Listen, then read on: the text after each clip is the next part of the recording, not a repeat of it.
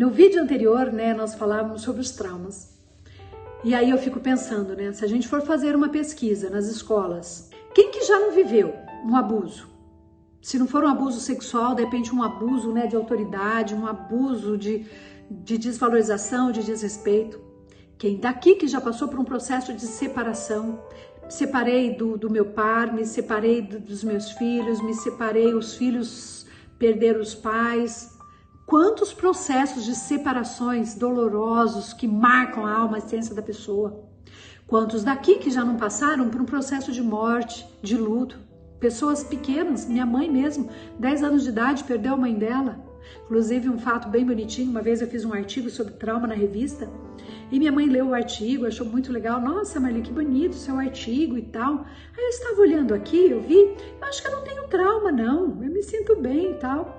Aí ela virou e falou assim, mas o que é trauma mesmo? Eu falei, mãe, trauma é tudo aquilo que a hora que você lembra, te traz um sentimento negativo, uma dor, uma vontade de chorar, uma melancolia. Você vê que tem alguma emoção ali não tão legal assim, que está por trás desta lembrança. Aí ela virou assim, então eu tenho muitos traumas, né?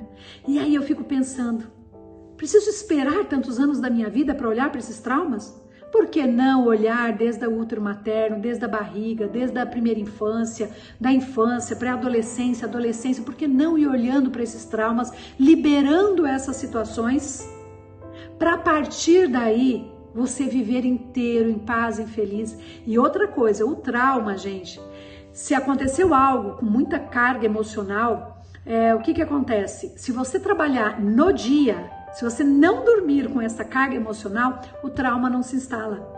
Então, quanto é importante eu ter nas minhas mãos esta metodologia diferenciada para ir me limpando de todas essas situações, como eu falei.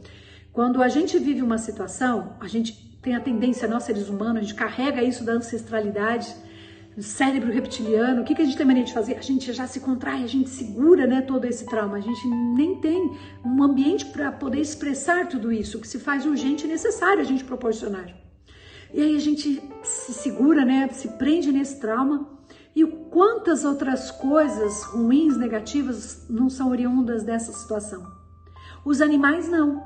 Os animais, eles vivenciam um trauma. O que acontece? Eles tremem, eles se chacoalham inteirinho.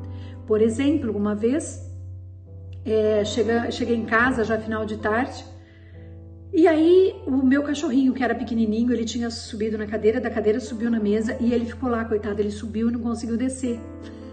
E aí eu fiquei imaginando quantas horas ele ficou ali, porque a hora que foram pegar o meu cachorrinho, aí ele tremia, a pessoa, nossa, olha, ele tá passando mal, tá tremendo. Eu falei, não, calma, tá tudo certo.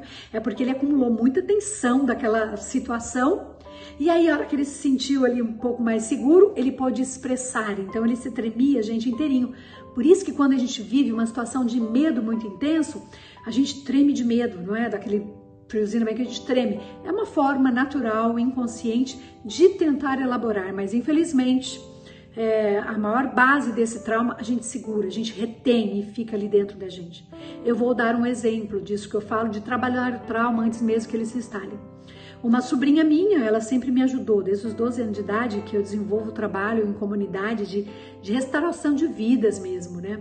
E aí essa minha sobrinha também, desde depois, é claro, com o tempo, né? 12 anos de idade, ela nem tinha nascido ainda, mas mesmo depois, ela sendo muito pequenininha, acho que ela devia ter uns 8 anos de idade, ela já cantava num grupo que eu coordenava, depois ela foi me ajudando, né? Crescendo, me ajudando depois nos outros projetos. E ela sempre me ajudou para trabalhar com a vida do ser humano. E de repente um dia, ela passando por uma rua, ela que estava errada, ela passa sem querer por uma rua, vem uma moto e ela só ouviu aquele grito, morreu. Imagine o choque que não foi para ela, a carga emocional que não foi depositada naquele momento. E graças a Deus não tinha acontecido nada com a jovem, né, que estava na moto. Mas mesmo assim, o cérebro dela captou aquilo como uma tensão, né, muito grande, um trauma muito grande.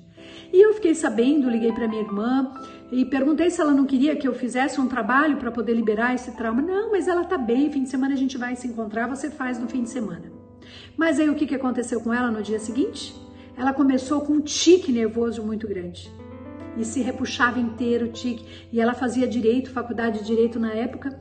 Aí o professor viu aquilo, chamou, né, chamou ela para conversar e falou assim, nossa, você tem que procurar um psiquiatra, você tem que tomar um remédio, olha como você está. Depois isso vai piorando, você precisa ver isso daí. O professor ficou apavorado de ver a situação dela. Ainda mais que ela nunca teve, né, nada de tique nervoso. E aí minha irmã me ligou, eu fui na casa dela. Gente, eu fiquei 3 horas fazendo o atendimento nela. Fiz, potencializei as técnicas e vai. Chegou uma hora e falou assim, nossa, agora parece que eu consigo respirar, tá vendo? É esse bloqueio que eu falo. A gente vive um trauma, a gente se bloqueia, paralisa tudo.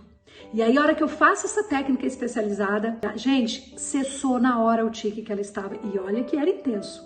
E ela voltou à noite na sala de aula e o professor ficou admirado. Mas como assim? Falou, nossa, você já parou do tique? Engraçado, nunca para assim de repente.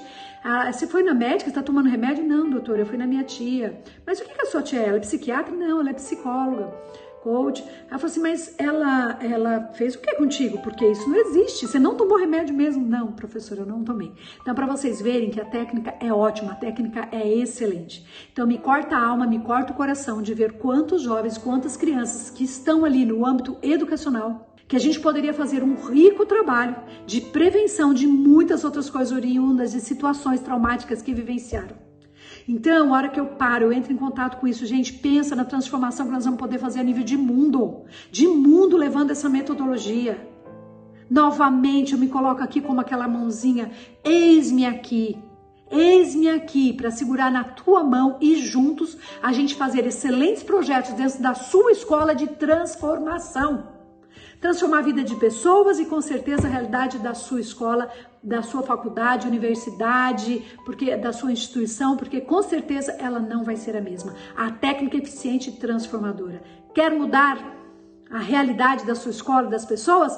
Vamos juntos então neste projeto Educadores Radiantes na busca da transformação.